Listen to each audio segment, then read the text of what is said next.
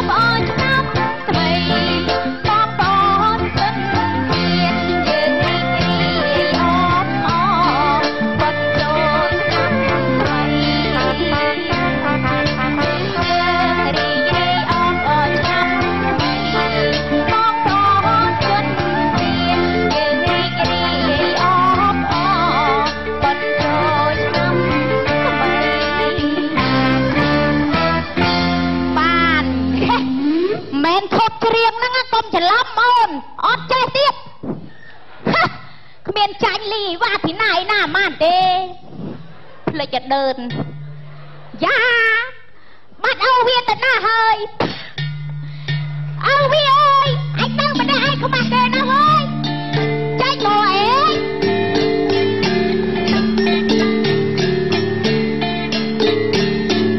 บัดเอ้ยไปกว่าจังอ่ะ